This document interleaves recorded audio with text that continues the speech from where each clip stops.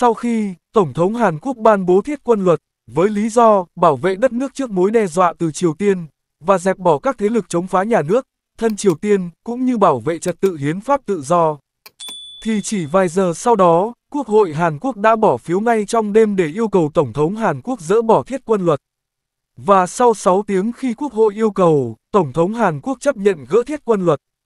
Quý vị và các bạn nghĩ sao, nếu chúng ta sống trong một bối cảnh chính trị bất ổn như vậy? Quý vị và các bạn nghĩ sao về nền chính trị ổn định của Việt Nam? Hãy bình luận bên dưới video để Hồ Sơ TV và mọi người cùng nhau thảo luận.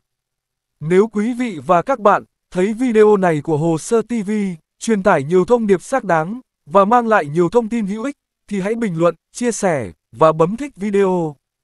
Ngoài ra, hãy bấm đăng ký kênh Hồ Sơ TV và cũng đừng quên bấm nhận tất cả các thông báo để đón nhận những video mới nhất.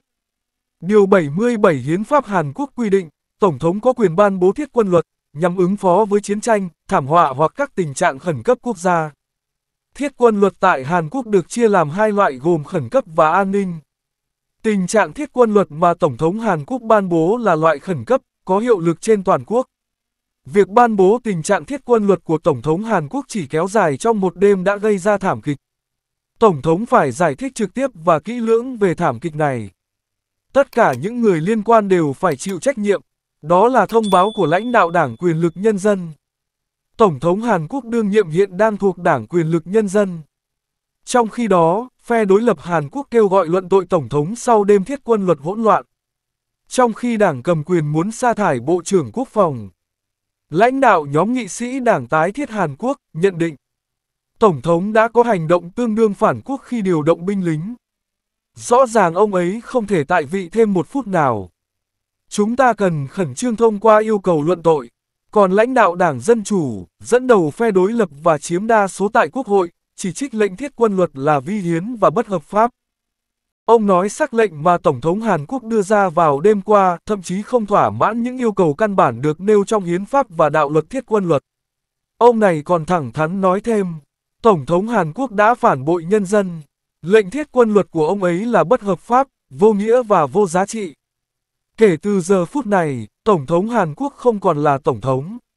Và Đảng Dân Chủ ra thông cáo, chúng tôi sẽ không ngồi yên và bỏ qua tội ác phá hoại hiến pháp và trà đạp nền dân chủ từ Tổng thống Yoon.